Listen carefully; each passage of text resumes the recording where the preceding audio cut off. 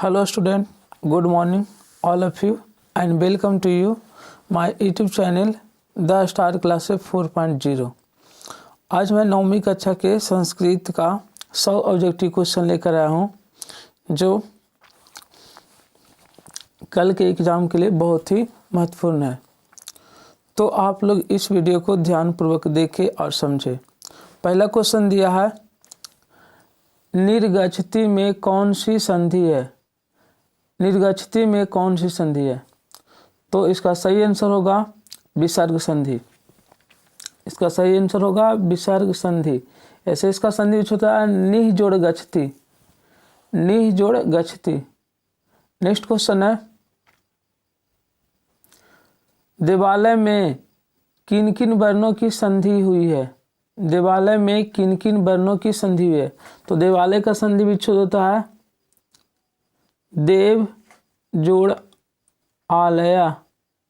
देवालय में किन किन वर्णों की संधि हुई है? तो इसका संधि विच्छेद होता है देव जोड़ आलया। तो देव में अंत में आ है और आलया के शुरुआत में आ है। तो इसमें किन दो वर्णों की संधि है? आ जोड़ आ। यानी ऑप्शन कौन है? तो ऑप्शन नंबर ए। इसका हो जाएगा ऑप्शन ए। देवालय में किन वर्णों की संधि हुई है? तो आ जोड़ा। और ये किस संधि का उदाहरण है? तो ये स्वर संधि, और स्वर संधि में भी दीर्घ संधि का उदाहरण है। अगला क्वेश्चन दिया है, गणेश का संधि विच्छेद क्या है? गणेश का संधि विच्छेद क्या है? तो इसका क्या होगा? गण जोड़ ईसा। गणेशा का संधि विच्छेद क्या है? तो गण जोड़ ईसा, गणेशा। तो ये ऑप्शन नंबर बी है। इसका सही आंसर होगा ऑप्शन बी। और ये किस संधि का उदाहरण है? तो इसमें भी गण में अंत में आ रहा और ईसा में अंत में ई आ रहा है। ये दोनों स्वर वर्ण है, यानी कि स्वर संधि, और स्वर संधि में ये गुण संधि का उदाहरण है। स्वर संधि के मुख्यतः 5 भेद होते हैं, दीर्घ, गुण, वृद्धि, आदि। और एक हो गया दीर्घ, गुण, वृद्धि, आदि, यन। नेक्स्ट है, संधि के कितने भेद होते हैं? तो संधि के 3 भेद होते हैं, यानी ऑप्शन नंबर सी।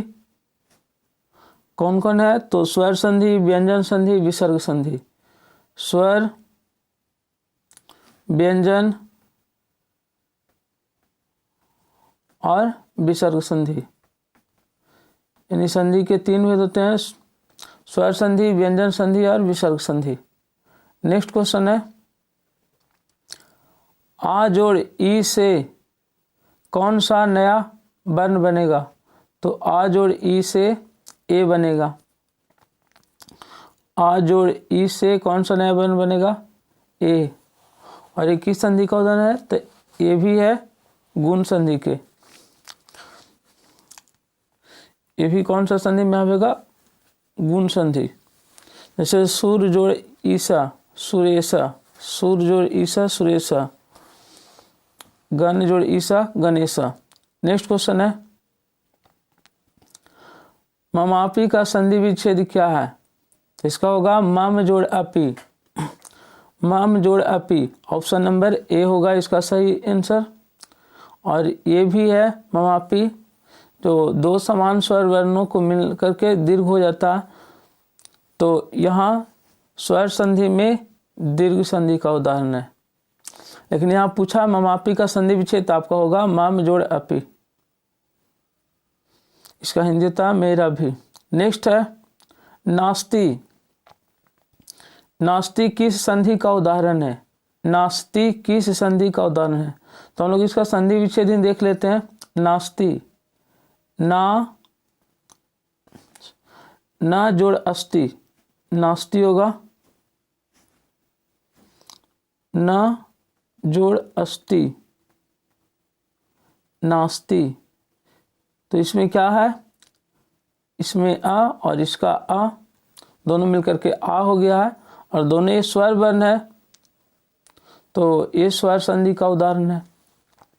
यानी नास्ति है जो किस संधि का उदाहरण है, तो स्वर संधि। और स्वर संधि में कौन, तो दीर्घ स्वर संधि। ऑप्शन नंबर बी होगा सही आंसर। नेक्स्ट है चा क्या है, चा क्या है, तो चा देखो ये यदि, च, अपि, यथा, ये सब है जो अव्यय शब्द है, तो इसका आंसर होगा अव्यय। ऐसे अव्यय का परिभाषा होता है यानी कि वे शब्द जो किसी भी लिंग, विभक्ति और वचन के अनुसार उसका रूप नहीं बदलता है, उसे अव्यय शब्द कहते हैं। जैसे राम और श्याम पढ़ता, राम श्यामा च पठती, राम श्यामा च पठता, और सीता और गीता पढ़ती है, तो इसका भी वही होता है, सीता गीता च। अर्थात कहने का मतलब कि लड़की की हो चाहे लड़का हो, सब के लिए यानी कि और के लिए चाहे लिखते हैं। तो जो शब्द जो लिंग, विभक्ति और वचन के अनुसार रूप नहीं बदलता है, उसे अव्यय शब्द कहते हैं। नेक्स्ट क्वेश्चन है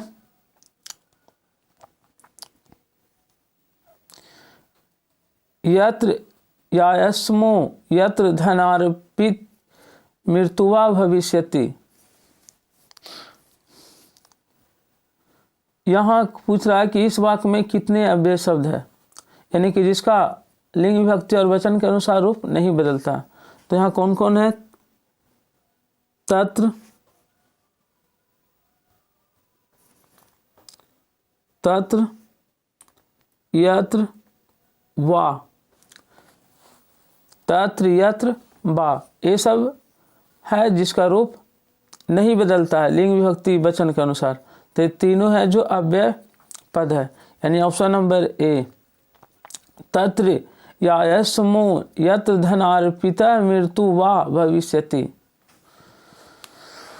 वहाँ धन की प्राप्ति होगी, जहाँ हम लोग वहाँ जाएंगे जहाँ धन या मृत्यु होगा। ऐसे किताब प्यूसम में पढ़ना है, उस चैप्टर से लिया गया है क्वेश्चन, लेकिन इसमें केवल अव्यय शब्द पूछा है।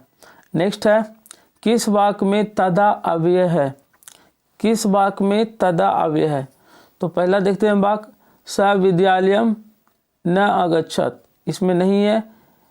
यदा स आगमिष्यति तदा एव अहमपि आगमिष्यामि, तो इसमें देखिए है तदा। इसका जब संधि विच्छेद करेंगे तो क्या होगा, तदा एव अहमपि,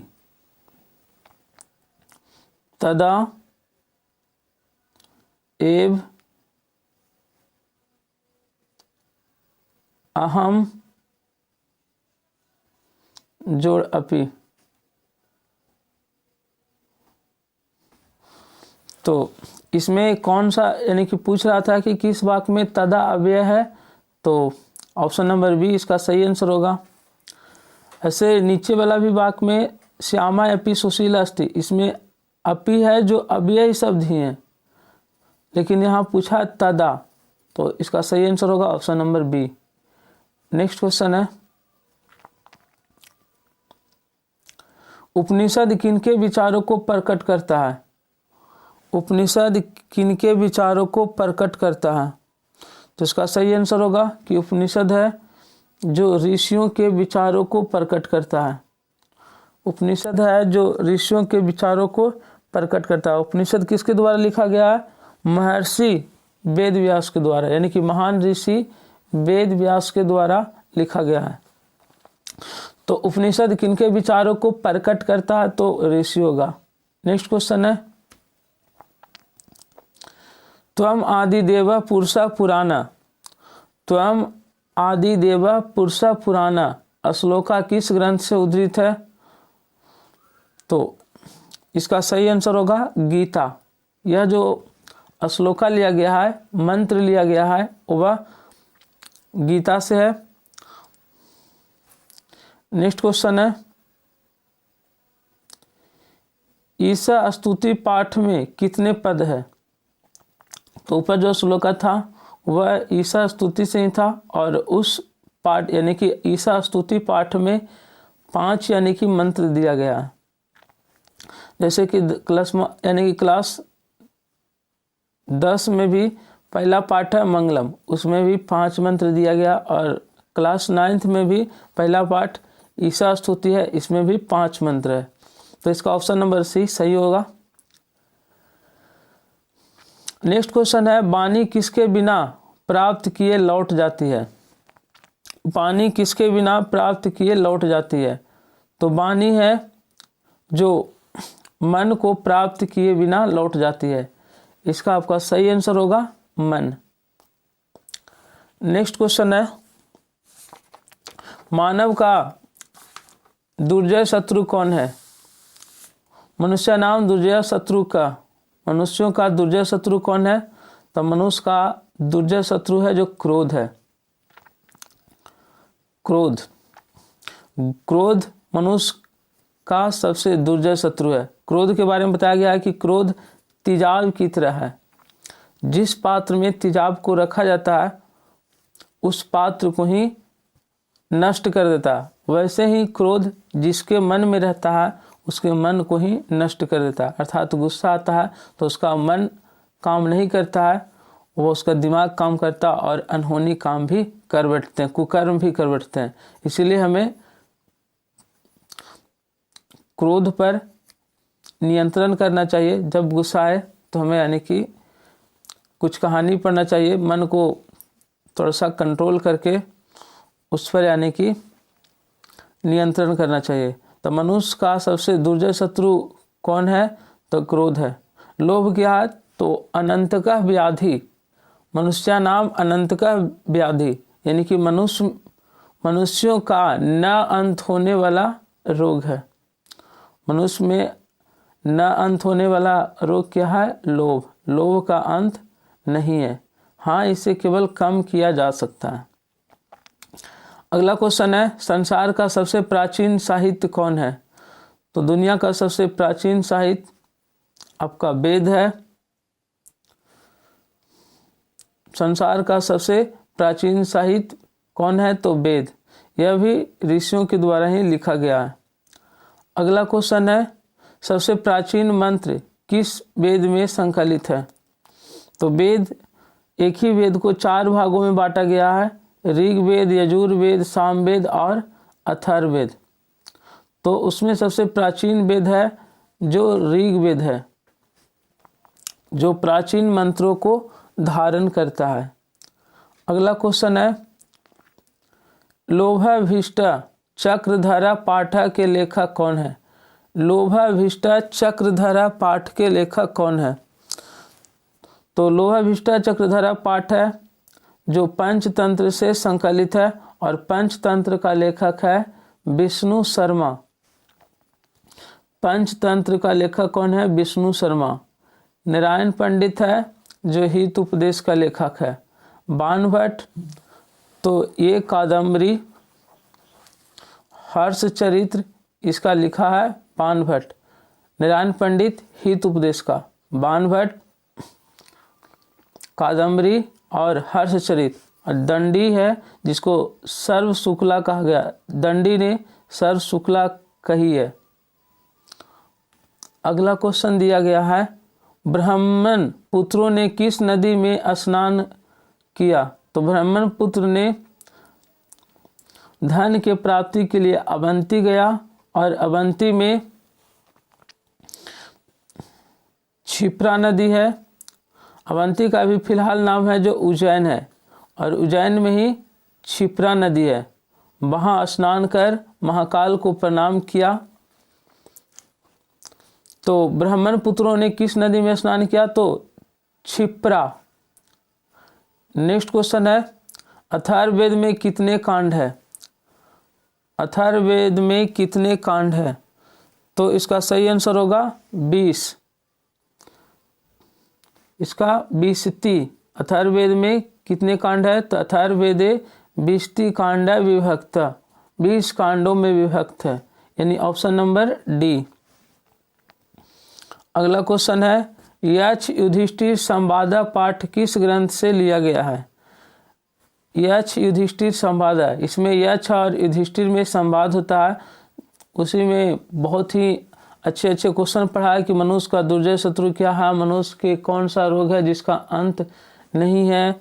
बहुत सारे क्वेश्चन इस पाठ में दिया गया। ब्राह्मण किसे कहते हैं, साधु किसे कहते हैं, कौन असाधु है, ये सारे क्वेश्चन आप यक्ष युधिष्ठिर संवाद पाठ में पढ़ सकते हैं। तो यह यक्ष युधिष्ठिर संवाद है जो किस पाठ से लिया गया है, तो यह महाभारत से लिया गया है। यानी ऑप्शन नंबर बी इसका सही आंसर होगा। नेक्स्ट क्वेश्चन है, वयम अपि अति सिंहकारिका किसका कथन है। तो यह है ब्राह्मण पुत्रों का, और ये किस कहानी से लिया गया है, तो ज्ञानम भारम क्रिया बिना, ज्ञानम भारम क्रिया बिना। और यह भी जो ज्ञानम भारम क्रिया बिना, यह है जो पंचतंत्र से ही संकलित है। इसमें ब्राह्मण पुत्र कहता है कि हम लोग इसी को जीवित करेंगे। ये चारों ब्राह्मण पुत्र, इसमें 3 था जो शास्त्रों में प्रांगत था और एक शास्त्रों के ज्ञान में मूर्ख था लेकिन बुद्धिमान था। अगला क्वेश्चन दे रखा, अनेक पदों का एक पद हो जाने को क्या कहते हैं। अनेक पदों का एक पद हो जाने को क्या कहते हैं। तो आप लोग इसको समास कहते हैं। समास का परिभाषा होता है 2 या 2 से अधिक पदों के मेल से बने पद को समास कहते हैं।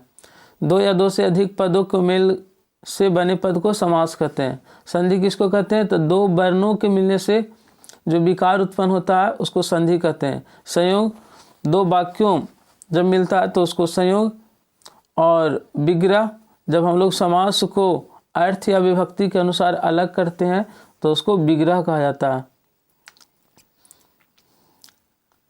राजपुरुषा पद में कौन सा समास है। राजपुरुषा पद में कौन सा समास है, तो इसका सही आंसर होगा तत्पुरुष समास। इसका समास विग्रह होता है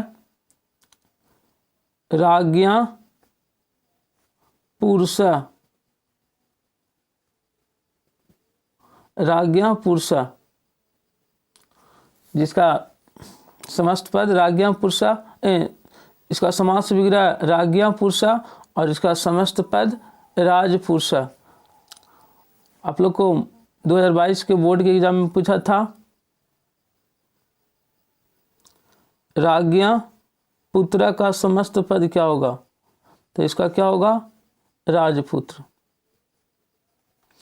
तो आप इसको भी थोड़ा याद रख लीजिए कि क्योंकि ये बोर्ड के लिए बहुत ही इम्पोर्टेंट है।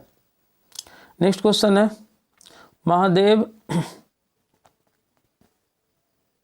महादेव पद का विग्रह क्या होगा।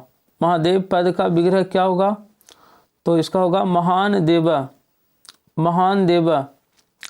और ये किस समास में है पूछा जाए तो कर्मधारय समास में है।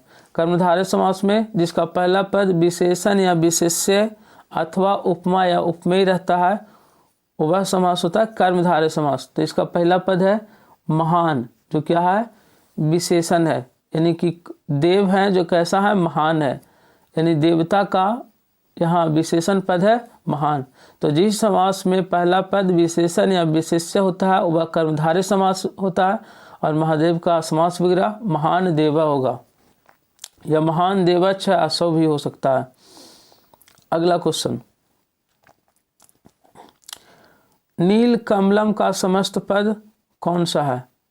नील कमलम का समस्त पद कौन सा है, तो इसका सही आंसर होगा नील कमलम, नील कमलम। ऑप्शन नंबर बी आपका सही आंसर होगा, नील कमलम।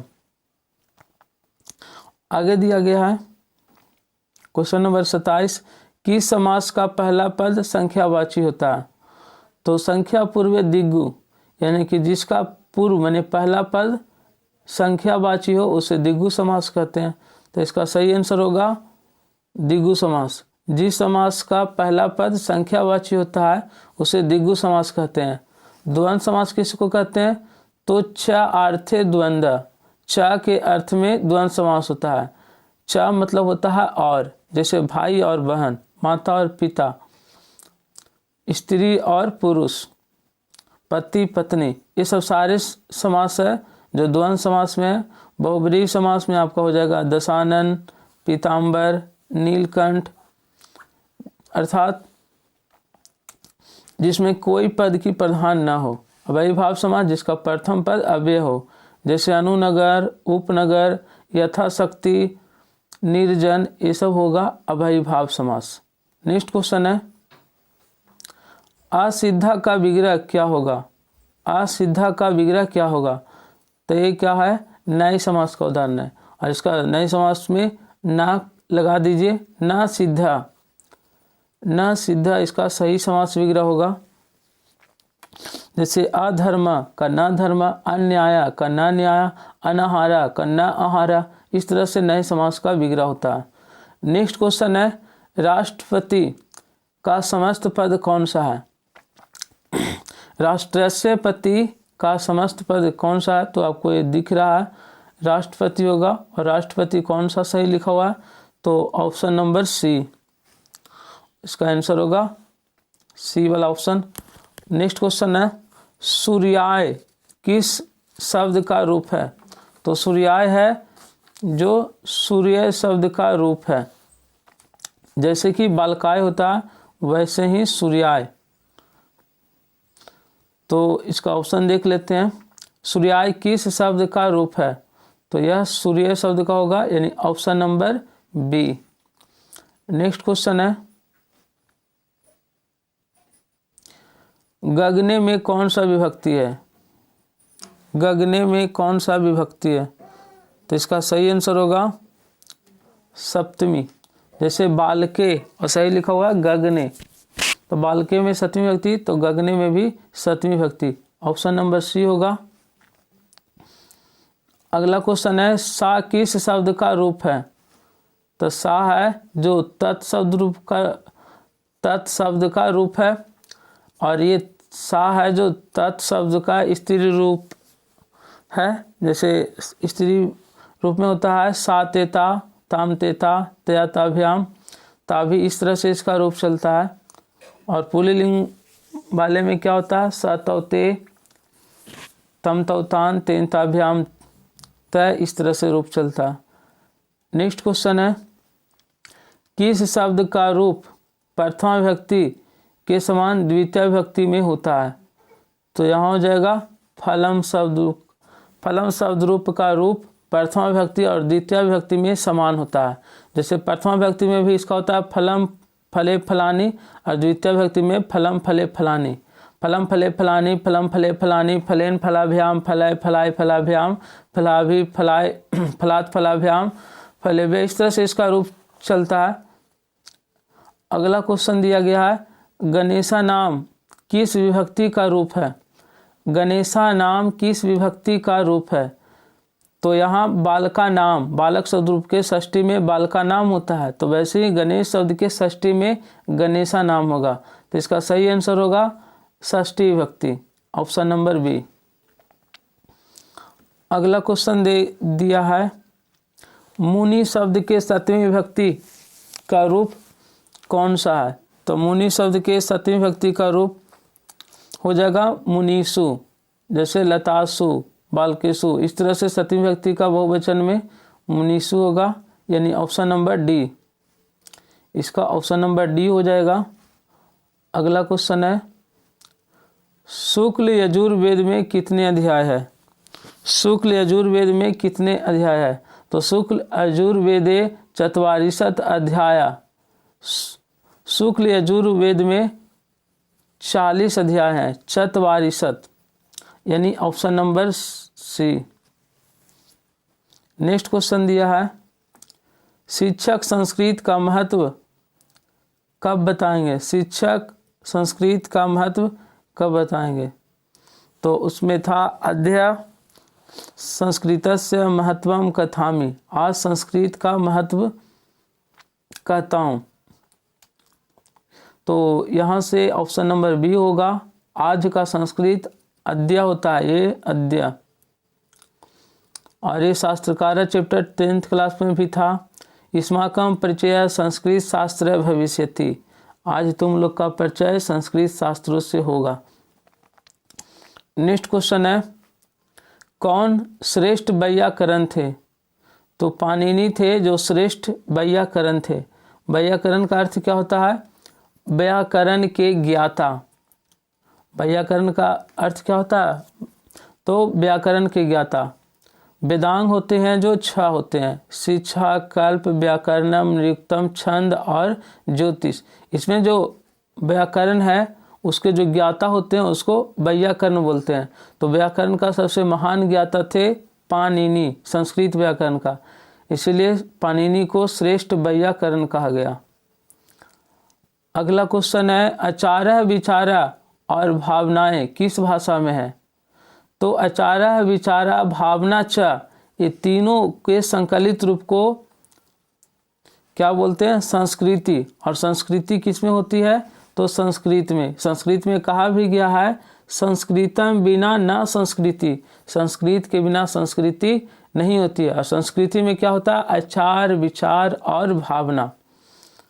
नेक्स्ट क्वेश्चन है, विरलम का अर्थ क्या होगा? विरल। और एक होता है सुलभ, जो बहुत कम होता मात्रा में मिलता है उसको बोलते हैं हम लोग विरल, और जो बहुत अधिक मात्रा में प्राप्त हो जाता है उसको बोलते हैं सुलभ। तो विरल का अर्थ क्या होगा? तो यहाँ हो जाएगा आपका दुर्लभ। विरल का अर्थ क्या होगा? दुर्लभ। अगर इससे पूछा जाए कि विरल का उल्टा शब्द क्या होगा? तो सुलभ।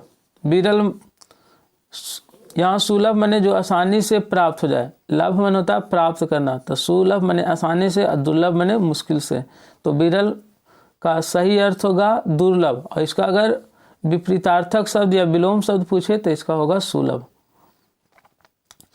नेक्स्ट क्वेश्चन है, कितने युवक शास्त्र प्रांगत थे? तो ये ज्ञानम फारम क्रिया बिना अध्याय से है, और उसमें 3 पुरुष 3 ब्राह्मण पुत्र थे जो शास्त्रों के ज्ञान में प्रांगत थे, और एक थे जो शास्त्रों के ज्ञान में मूर्ख थे। ज्ञानम भारम क्रिया बिना पाठ किस ग्रंथ का संपादित अंश है? ज्ञानम भारम क्रिया बिना पाठ किस ग्रंथ का संपादित अंश है? तो इसका सही आंसर होगा पंचतंत्र। और पंचतंत्र किसके द्वारा लिखा गया है? विष्णु शर्मा के द्वारा। और एक विष्णुगुप्त है जो जिनके द्वारा अर्थशास्त्र लिखा गया, वह चाणक्य और कौटिल्य का उपनाम है। तो आप लोग थोड़ा सा विष्णु शर्मा और विष्णुगुप्त में कंफ्यूज मत करिएगा। पंचतंत्र के लेखक विष्णु शर्मा, अर्थशास्त्र के लेखक विष्णुगुप्त, या उसको चाणक्य या कौटिल्य भी बोला जाता है। नेक्स्ट क्वेश्चन है, स्त्री पुरुष सब वृक्षों के प्रति ममताशील थे, यह किस नाटक में वर्णित है? स्त्री पुरुष सब वृक्षों के प्रति ममताशील थे, यह किस नाटक में वर्णित है? तो इसका सही आंसर होगा शाकुंतलम नाटकम, जो कालिदास जी के द्वारा लिखा गया है, यानी इसका ऑप्शन नंबर सी सही होगा। नेक्स्ट क्वेश्चन दिया गया है, सूर्य तापिता ज्येष्ठ मास का वर्णन किसने किया? जेठ महीना में सूर्य का ताप, इस पाठ का वर्णन यानी कि इसका वर्णन किसने किया था? तो इसका सही आंसर होगा बाणभट्ट, यानी ऑप्शन नंबर ए। नेक्स्ट है, ग्रीष्म के ताप से संतप्तों की रक्षा कौन करता है? ग्रीष्म के ताप से संतप्तों की रक्षा कौन करता है? तो ग्रीष्म की गर्मी से रक्षा कौन करता है? तो वृक्ष। वृक्ष के नीचे तापमान 4 डिग्री कम हो जाता है। ऐसे वृक्ष है जो धूल कण को सोखता है, हम लोग को ठंडक महसूस करता है। अर्थात वृक्ष कह सकते हैं कि हम लोग वृक्ष पर ही निर्भर है पूरी तरह से। वृक्ष के बिना हम लोग कभी रह ही नहीं पाएंगे। नेक्स्ट क्वेश्चन है, अहो अस्माकम एका चतुर्था मूढ़ केवला बुद्धिमान, हम लोगों में से एक चौथा है जो मूर्ख है, केवल बुद्धिमान है। अर्थात शास्त्रों के ज्ञान में मूर्ख है लेकिन बुद्धि है। किसने कहा था? तो ये ज्येष्ठतरा, मतलब कि जो अधिक बड़ा था, अधिक बड़ा यानी सबसे बड़ा नहीं, अधिक बड़ा था, जिसने बोला था कि हम लोगों में से चौथा है जो मूर्ख है शास्त्रों के ज्ञान में लेकिन केवल बुद्धिमान है। नेक्स्ट क्वेश्चन है, अभिहितम का अर्थ क्या होगा? तो अभिहितम मतलब होता है कहा, और इसमें अक्त प्रत्यय लगा हुआ। ब्रह्मा भी किसको प्रसन्न नहीं कर सकते हैं? ब्रह्मा भी किसको प्रसन्न नहीं कर सकते? तो इसका होगा अधकचरे ज्ञानी को। यज्ञ सुखम आराध्य सुखतरम आराध्यते विशेषज्ञ ज्ञान लव दुर्विग्धम ब्रह्मा अपि नरम न रजयन्ति। अर्थात अज्ञानी और जो विशेष जानता है उसको समझाना आसान है, उसको प्रसन्न करना आसान है, लेकिन जो थोड़ा थोड़ा जानता है उसको ब्रह्मा भी प्रसन्न नहीं कर सकते हैं। अर्थात अध कचरे ज्ञानी को ब्रह्मा भी प्रसन्न नहीं कर सकते हैं। अगला क्वेश्चन दिया गया है, किसकी दोस्ती दिन के पूर्वाहन की छाया की तरह होता है? पूर्वाहन में क्या होता है कि शुरुआत में तो छाया बहुत बड़ा होता है लेकिन धीरे धीरे घटते जाता है, और दोपहर के बाद यानी कि धीरे धीरे बढ़ते जाता है। तो पूर्वाहन की छाया दुर्जन की तरह होती है। दुर्जन से अगर दोस्ती करने से शुरुआत में तो अच्छा लगता है लेकिन धीरे धीरे वह दोस्ती खत्म होते जाता है। लेकिन सज्जनों की दोस्ती शुरुआत में तो उतना अच्छा नहीं लगता है लेकिन धीरे धीरे वह दोस्ती बढ़ते जाता है। एक यानी कि पूर्वाहन की तरह यानी कि दुर्जन की दोस्ती, और अपराहन की तरह सज्जन की दोस्ती होती है। ये नीति पद में पढ़ना है। अगला क्वेश्चन है, कौन आरंभ किए हुए कार्य को बाधा आने पर बीच में ही छोड़ देते हैं? तो ये होगा मध्यम लोग होते हैं जो कार्य में इसका आंसर हो जाएगा आपका सही, अधम लोग यानी कि नीच व्यक्ति।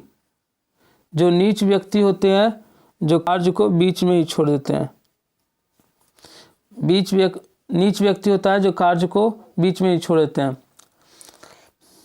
दुष्ट लोग तो बाधा के भय से काम को प्रारंभ ही नहीं करते हैं, लेकिन नीच व्यक्ति कार्य को प्रारंभ करते हैं लेकिन काम में बाधा आ जाने पर उसे बीच में ही छोड़ देते हैं। लेकिन उत्तम लोग काम को प्रारंभ किए गए कार्य को बीच में नहीं छोड़ते हैं। अर्थात दुष्ट लोग काम को शुरू ही नहीं करते हैं। अधम लोग यानी कि नीच लोग काम को तो शुरू करते हैं लेकिन उसे बीच में छोड़ देते हैं। लेकिन उत्तम जना पुनः पुनः ति प्रत्यह न माना प्रारब्धम उत्तम जना न प्रत्यजंती। लेकिन जो उत्तम लोग होते हैं बार बार विघ्न आने पर भी कार्य को बीच में नहीं छोड़ते हैं। नेक्स्ट क्वेश्चन दिया है,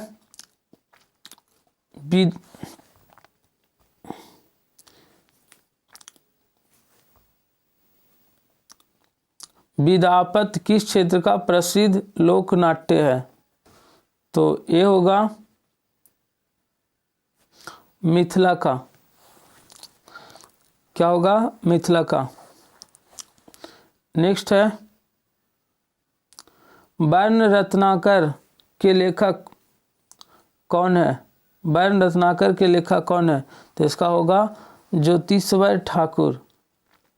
सही है सर, इसका क्या होगा? ज्योतिश्वर ठाकुर। नेक्स्ट है, विश्व प्रसिद्ध संगीत साधक कौन है? विश्व प्रसिद्ध संगीत साधक कौन है?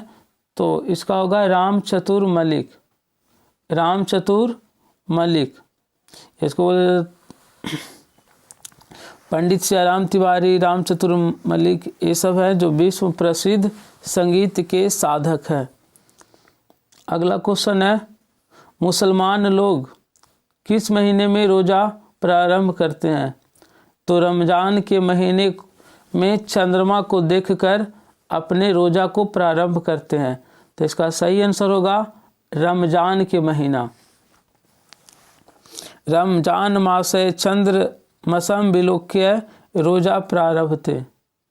रमज़ान के महीने में चंद्रमा को देखकर मुसलमान लोग रोज़ा को प्रारंभ करते हैं। मुसलमानों का सबसे सर्वोत्तम उत्सव क्या है? तो वह उत्सव ईद है। रक्षाबंधन किसका प्रमुख पर्व है? तो ये हिंदू धर्म का प्रमुख पर्व है। रक्षाबंधन, दीपावली, होली, दशहरा, ये सब है जो हिंदुओं का प्रमुख उत्सव है। मुसलमानों का प्रमुख उत्सव क्या है? तो ईद है। नेक्स्ट क्वेश्चन है, ग्राम्य जीवन अधिक सुखी कब था? ग्रामीणों का जीवन सर्वाधिक सुखी कब था? तो वह प्राचीन काल में था। नेक्स्ट क्वेश्चन दिया गया है, हमारे देश में नगर की अपेक्षा किसकी संख्या अधिक है? हमारे देश में नगर की अपेक्षा किसकी संख्या अधिक है? तो गांवों की संख्या है जो नगर की अपेक्षा अधिक है। लेकिन फिर भी लोग सुविधा के कमी के कारण गांवों को त्याग करके शहर की ओर पलायन कर रहे हैं। और यह जो क्वेश्चन है ग्राम्य जीवनम पाठ से लिया गया है। अगला क्वेश्चन है, तत्रत्या का अर्थ क्या होगा? तत्र माने वहाँ, तत्रत्या माने वहाँ का, यत्रत्या माने यहाँ का, कुत्र कुता माने कहाँ का, इस तरह से होता है। नेक्स्ट, तो तत्रत्या का अर्थ क्या होगा? वहाँ का। नेक्स्ट क्वेश्चन दिया गया है, रोज़ा भंग करने को क्या कहते हैं? मुसलमान यानी महमदिया नाम मुसलमान लोग चंद्र यानी कि रमज़ान के महीना में चंद्रमा को देखकर अपना रोज़ा व्रत प्रारंभ करते हैं और वह रोज़ा 1 महीने तक चलता है। उसमें क्या होता है कि सुबह यानी कि उपवास करते हैं और सांझ में यानी सायंकाले सांझ के समय में अपने इफ्तार नामक रोज़ा को क्या करते हैं? भंग करते हैं। तो इसका सही आंसर हो जाएगा आपका इफ्तार। अपना रोज़ा को, इफ्तार नामक रोज़ा को शाम में क्या करते हैं? भंग करते हैं। इसके बारे में कबीर दास जी एक बहुत ही सुंदर बात बोले हैं, दिन भर रोज़ा रखत है, रात हनत है गाय, कहे कबीर बंदगी कैसे सुखी खुदाए। मुसलमान जो लोग होते हैं दिन भर तो रोज़ा रखते हैं लेकिन रात हनत है गाय, लेकिन रात को गाय को मारते हैं। तो ऐसे में कैसे लोग सुखी रह सकते हैं? क्योंकि सभी तो ईश्वर के ही बंदे हैं। तो जितना यानी कि ध्यान उस बंदे पर है जो यानी कि रोज़ा रखता है, उतना भी ध्यान उस गाय पर भी है, उस जानवर पर भी है जो जिसका हनन करता है। तो ऐसे में तो और ईश्वर या उनकी अल्लाह या रब उनसे तो नाराज ही होते होंगे। नेक्स्ट क्वेश्चन है, डोमकच कहाँ का लोक नृत्य है? डोमकच कहाँ का लोक नृत्य है? तो इसका सही आंसर होगा मगध का। डोमकच है जो मगध का लोक नृत्य है, बहुत ही प्रसिद्ध है। मिथिला का जट जटिन, सामा चकेबा मिझिया, इस तरह से है। भोजपुर का क्या है? निटुआ, चैता, ये सब है जो भोजपुर का है। लेकिन मगध का डोमकच। नेक्स्ट क्वेश्चन है, सूर्य तीर्थ देव किस जिला में है? तो सूर्य तीर्थ देव है जो गया प्रमंडल में थे, और इसमें गया ऑप्शन नहीं है। तो गया प्रमंडल में 6 जिला आता है। गया प्रमंडल में 6 जिला होता है, गया, नवादा, जहानाबाद, औरंगाबाद और अरवल। तो यहाँ एक नाम दिया गया है गया प्रमंडल में ही, औरंगाबाद। तो इसका सही आंसर होगा औरंगाबाद। गया प्रमंडल के अंतर्गत 6 जिला, गया, नवादा, जहानाबाद, औरंगाबाद, अरवल। जिस तरह से पटना प्रमंडल में 6 जिला आता है, पटना, नालंदा, भोजपुर, बक्सर, रोहतास, भभुआ। उसी तरह से गया प्रमंडल में 5 जिला आता है, गया, नवादा, जहानाबाद, औरंगाबाद, अरवल। नेक्स्ट क्वेश्चन है कृतस्य स जीवति। कृति होता है जो वह जीवित होता है। कृति मतलब होता है मान, सम्मान, प्रशंसा। आदमी मर जाता है लेकिन उसकी प्रशंसा, कृति, मान, सम्मान जीवित रहता है।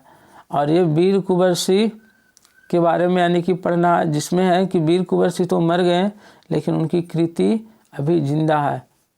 इसीलिए कुछ कर जाओ ऐसा कि दुनिया करे आपके जैसा। नेक्स्ट क्वेश्चन है रोजा भंग करने, ये हो गया क्वेश्चन है। वीर कुंवर सिंह ने ले ग्रैंड को कब पराजित किया? वीर कुंवर सिंह ने ले ग्रैंड को कब पराजित किया? तो इसका सही आंसर होगा 23 अप्रैल 1858 को। ले ग्रैंड को वीर कुंवर सिंह ने कब पराजित किया? तो 23 अप्रैल 1858 को। अगला क्वेश्चन दे रखा है मानव जीवन के संबंध में कौमार यौवनम जरा किसने कहा? तो मानव जीवन के संबंध में प्राचीन ग्रंथों के अनुसार अर्थात गीता के अनुसार 3 अंतराल में मनुष्य बढ़ता है। पहला यानी कि जो होता है कौमारावस्था, जिसको हम लोग बाल्यावस्था कहते हैं, लेकिन शिशु अवस्था, बाल अवस्था, किशोरावस्था, ये तीनों के सम्मिलित रूप को कौमार अवस्था बोलते हैं। यौवन अवस्था, युवा अवस्था जिसको बोलते हैं, और जड़ा माने बुढ़ापा की अवस्था। और ये भगवान कृष्ण बोले हैं। ये कौन बोले हैं? गीता में श्री कृष्ण ने बोले हैं। नेक्स्ट क्वेश्चन है देव्य सजनाश्च, देवी और सजनों, इन शब्दों से किसने संबोधित किया? तो ये मुख्यमंत्री ने संबोधित किया। जैसे हम लोग बोलते हैं अंग्रेजी में लेडीज एंड जेंटलमैन, वही लिखा हुआ है देव्य सजनाश्च, देवी और सजनों। इसमें विवेक, धनंजय और विजय की कहानी था, जो यानी कि जिसके द्वारा देशद्रोहियों को पकड़ा गया था और उसको सम्मान देने के लिए मुख्यमंत्री जी आए थे और उन्होंने भी बोले थे देवी और सजनों। ये पीयूषम का 14वां पाठ में दिया गया है। नेक्स्ट क्वेश्चन है हम लोगों को क्या नहीं होना चाहिए? हम लोगों को क्या नहीं होना चाहिए? तो हम लोगों को क्या होना चाहिए? देशभक्त होना चाहिए, देशभक्त होना चाहिए। लेकिन हम लोग को क्या नहीं होनी चाहिए? तो राष्ट्रद्रोही, यानी देशद्रोही या राष्ट्रद्रोही। ऑप्शन नंबर डी होगा। हम लोगों को क्या नहीं होनी चाहिए? राष्ट्रद्रोही या देशद्रोही। क्योंकि हम लोग जिस थाली में खाते हैं उसी का गुणगान करना हमारा परम कर्तव्य है। कौन विवेक और धनंजय को प्राचार्य के कार्यालय में ले गए? तो विवेक और धनंजय जब विद्यालय लेट से पहुँचे, विलम्ब से पहुँचे, तो विलम्ब का कारण वर्ग अध्यापक जानना चाहें। जब विलम्ब का कारण जब बताया तो वर्ग अध्यापक भी उनसे संतुष्ट हुए और उन्हें प्राचार्य के कार्यालय में ले गए। तो कौन ले गए थे प्राचार्य के कार्यालय में? तो वर्ग अध्यापक। इसका सही आंसर होगा वर्ग अध्यापक। अगला क्वेश्चन दे रखा है विश्व बंधिता कौन है? विश्व में जिसकी वंदना किया जाता है वह कौन है? वैशाली, मगध, बंगाल, भोजपुर।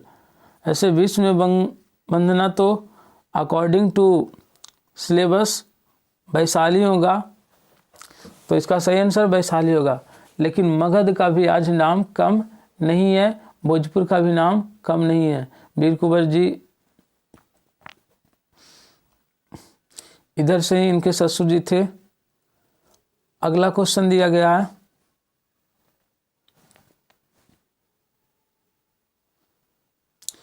राजा विशाल कहाँ के राजा थे? राजा विशाल वैशाली के राजा थे। ये चैप्टर है विश्व बंधिता वैशाली, उसमें ही पढ़ना है। राजा विशाल के बारे में। आम्रपाली क्या थी? आम्रपाली क्या थी? तो इसका सही आंसर होगा कला साधिका। आम्रपाली क्या थी? तो कला साधिका इसका सही आंसर होगा। नेक्स्ट क्वेश्चन दिया गया है, बाल्य अवस्था और युवा अवस्था के बीच कौन सी अवस्था होती है? तो बाल्य अवस्था और युवा अवस्था के बीच किशोरावस्था होती है, यानी ऑप्शन नंबर बी। नेक्स्ट है, संपन्न परिवार में किशोर यदा कदा अपने मित्रों को क्या करते हैं? तो यदा कदा अपने मित्रों को विकृत करते हैं, अर्थात उसके बुराई के पथ पर लेके जाते हैं, उसको बुरा गंदा कर देते हैं। अगला क्वेश्चन है, वैशाली के पश्चिम में कौन सी नदी बहती है? वैशाली के पश्चिम में कौन सी नदी बहती है? तो इसका सही आंसर होगा गंडक। गंडक। अगला क्वेश्चन है, संस्कृत में कितने हर्ष स्वर हैं? संस्कृत में कितने हर्ष स्वर हैं? तो इसका सही आंसर होगा ऑप्शन नंबर डी, यानी कि 3 होगा। कौन कौन होता है? तो आ, उ और ई। लेकिन अगर हिंदी की बात किया जाए तो एक और स्वर यानी कि हर्ष स्वर वर्ण होता है, एक री होता है। अकॉर्डिंग टू हिंदी के अनुसार 4 हर्ष स्वर होते हैं, लेकिन संस्कृत में 3 ही होता है। और हर्ष स्वर कहते हैं किसको? तो जिसके उच्चारण में दीर्घ से आधा समय लगे। ऐसा कोई उच्चारण में कम समय लगता है, लेकिन दीर्घ होता है जिसमें ज़्यादा समय लगता है। तो दीर्घ की संख्या कितना होता है? 7। दीर्घ में कौन कौन होगा? तो आ, ई, उ, ए, ऐ, ओ और ऐ, औ। तो संस्कृत में 3 ह्रस्व स्वर होते हैं और दीर्घ कितने होते हैं? 7। लेकिन हिंदी में 4 ह्रस्व स्वर होते हैं और 7 होते हैं दीर्घ स्वर। नेक्स्ट क्वेश्चन की बात करते हैं, कौन शब्द आकारांत है? यानी कौन सा शब्द है जिसके अंत में आकार है? आकारांत कहने का मतलब जिसके अंत में आकार हो। तो गीता, इसमें आकारांत है, अंत में आकार है। अगर मुनि की बात किया जाए तो मुनि में ईकारांत है, साधु में उकारांत है, गज में आकारांत है, आकारांत। लेकिन यहां पूछा है आकारांत, यहाँ क्या बोला? आकारांत। तो आकारांत गीता में और आकारांत पर पूछे तो गज में। नेक्स्ट क्वेश्चन दिया गया, कौन कारक कर्ता अथवा कर्म द्वारा क्रिया का आधार होता है? तो आधार को अधिकरण कारक कहते हैं, तो कर्ता का आधार यानी कि अधिकरण कारक होगा सही आंसर। नेक्स्ट क्वेश्चन दिया गया, साथ के अर्थ वाले शब्दों के योग में कौन कर्ता, कौन सा विभक्ति होती है? तो इसमें तृतीया विभक्ति होती है। साथ के अर्थ वाले शब्दों के योग में कौन कर्ता में कौन सी विभक्ति होती है? तो सहार्थी तृतीया एक फॉर्मूला है, सा, साकम, सार्धम के अर्थ में तृतीया विभक्ति होती है। तो इसका ऑप्शन नंबर आपका सही होगा बी। अगला क्वेश्चन है,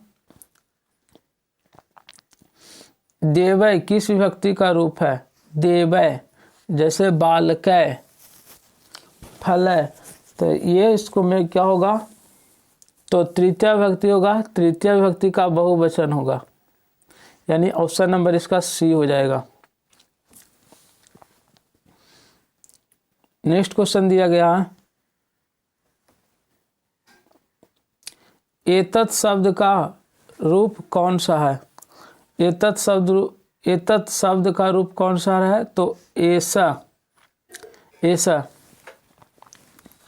असो कौन सा शब्द का है? तो अस, ये अस का है, असो। इदम कौन सा शब्द का है? तो इयम कौन सा शब्द का है? तो इदम का है। और सा कौन सा शब्द का रूप है? तो तत् का है। तो एतत् शब्द का रूप कौन सा है? तो ऐसा। अगला क्वेश्चन है, कौन कारक क्रिया के संपादन में सर्वाधिक सहायक होता है?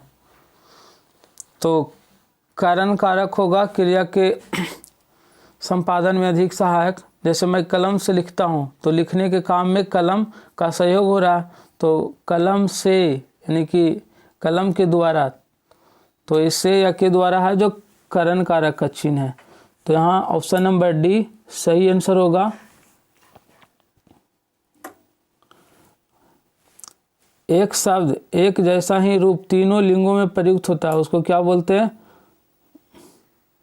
कौन सा एक शब्द जैसा ही रूप तीनों लिंगों में प्रयुक्त होता है?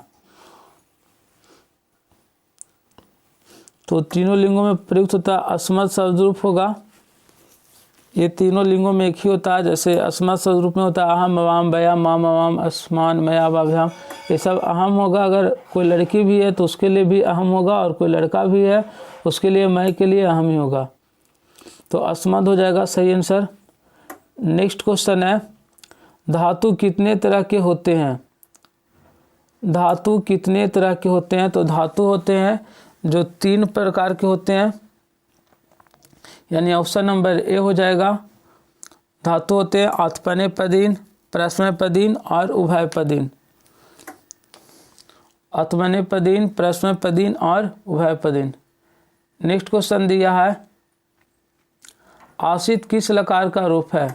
आसित अस्ताम आसन आसी अस्तमास्त आसम आस्व आस्म, ये होता है आसीन होता है जो लंग लकार का रूप होता है, यानी ऑप्शन नंबर इसका सी हो जाएगा, option number C. Next question है, लीक धातु के लीट लकार का रूप कौन सा है? लीक धातु के लीट लकार, तो लीट लकार में क्या होता है? स्यति स्यता स्यति स्यता स्यंती स्यसी स्यथ स्यथ श्यामी श्यावा श्यामा, तो उसी में एक लिखा गया है लेखी स्यति, इसमें स्यति जुड़ा हुआ है तो ये वाला डायरेक्ट हो जाएगा। नेक्स्ट क्वेश्चन है, यक्ष किस लकार का रूप है? तो यक्ष है जो लोट लकार का रूप है। लोट लकार का रूप होता है तू तम अंतु आ यही तम ता आनी अबाम, तो यक्ष धातु में आ जुटा गया है, जोड़ा गया है, तो ये लोट लकार में होता है। नेक्स्ट क्वेश्चन है, किस धातु का अर्थ करना है? किस धातु का अर्थ करना है? तो यहाँ क्या हो जाएगा? क्री। इसका सही आंसर क्या होगा? क्री। अगला क्वेश्चन है,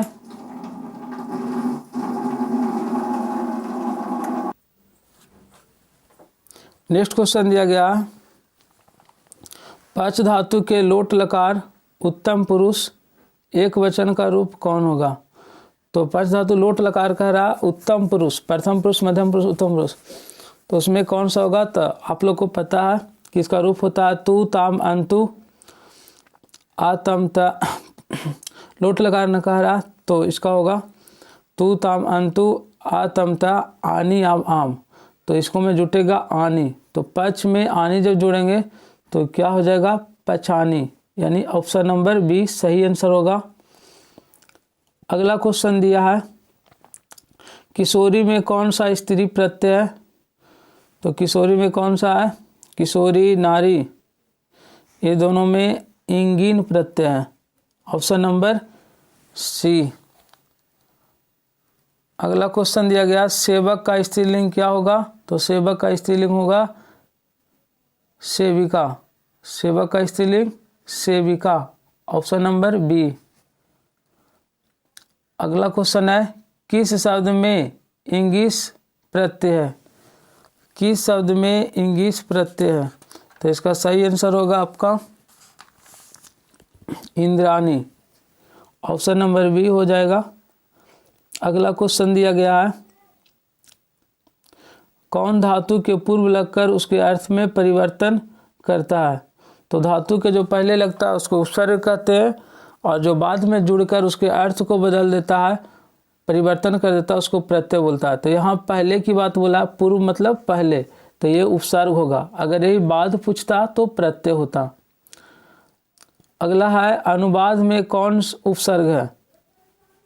अनुवाद में कौन सा शब्द लगा हुआ है जो उसके अर्थ में परिवर्तन करा, तो अनु, इसका सही आंसर होगा अनु। अनु। अगला क्वेश्चन दिया गया है, किस शब्द में परा उपसर्ग है? किस शब्द में परा उपसर्ग है? तो यहाँ हो जाएगा प्रकार। आप लोग को लगता होगा कि प्रतीक्षा क्यों नहीं हुआ, तो प्रतीक्षा का संधि विच्छेद होता है प्रति जोड़ इच्छा, प्रति जोड़ इच्छा, और ये दो समान स्वर वर्ण मिलकर दीर्घ हो गया है, तो इसमें प्रतीक्षा में प्रति उपसर्ग जुड़ा हुआ है वास्तव में, लेकिन हमें क्वेश्चन में दिया गया प्रा उपसर्ग, तो प्रा उपसर्ग होगा प्रकार में। अगला क्वेश्चन है, खादितवान में कौन प्रत्यय है? खादितवान में कौन प्रत्यय है? तो इसमें अक्तवतु प्रत्यय होगा, option number A. Next question है, किस प्रत्यय में पूर्वकालिक क्रिया बनाती है? पूर्वकालिक जिसमें कर लगा होता है, और कर की कौन सा प्रत्यय जुटने से होता है? अक्तवा या लेप। तो जैसे वह पढ़कर विद्यालय जाता था, सब पठित्वा विद्यालयम गच्छति, तो पूर्वकालिक क्रिया कौन बनाती है? अक्तवा प्रत्यय जोड़ करके पूर्वकालिक बनाती है।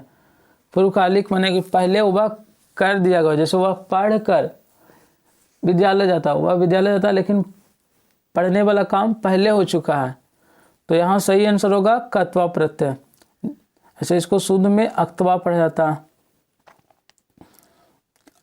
नेक्स्ट क्वेश्चन की बात करते हैं, क्वेश्चन नंबर 96, पठ जोड़ सत्री प्रत्यय से कौन सा शब्द बनेगा? तो पठन। पठन माने पढ़ रहा, जैसे मैं पढ़ रहा हूँ तो अहम पठन अस्मि, वह जा रहा है तो स गच्छन अस्ति। नेक्स्ट क्वेश्चन होगा, तुमुन प्रत्यय से बने शब्द क्या होते हैं? तुमुन प्रत्यय से बने शब्द क्या होते हैं? तो तुमुन प्रत्यय से बने शब्द क्या होते हैं?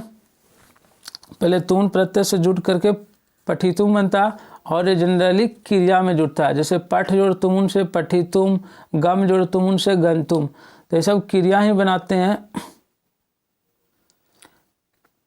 Option number D. Next question है, सूत्रिका शब्द का अर्थ क्या है? सूत्रिका मतलब होता है सेवई, जो कि आपको ईद महोत्सव में पढ़ना भी है। किस समास में सभी पदों का अर्थ प्रधान होता है? यानी कि दोनों पद प्रधान होता है, तो यह द्वंद्व समास में दोनों पद प्रधान होता है, जैसे माता और पिता, भाई और बहन, तो द्वंद्व समास इसका सही आंसर होगा। नेक्स्ट क्वेश्चन दिया गया है, अंतिम क्वेश्चन है, वर्ग अध्यापक ने विवेक और धनंजय का वृतांत किसको सुनाया? वर्ग अध्यापक ने विवेक और धनंजय का वृतांत किसको सुनाया? तो यह सबसे पहले प्राचार्य को सुनाया गया था। Thank you so much watching this video. अगर वीडियो अच्छा लगे तो लाइक करें, सब्सक्राइब करें और कमेंट भी करें। और आप लोग का सब्जेक्टिव का क्वेश्चन शाम तक अपलोड हो जाएगा, आप लोग सब्जेक्टिव वाला भी क्वेश्चन देख लीजिएगा, जिससे एग्ज़ाम में सभी क्वेश्चन आसानी से बना पाएँ। मिलते हैं नेक्स्ट वीडियो में, तब तक के लिए धन्यवाद।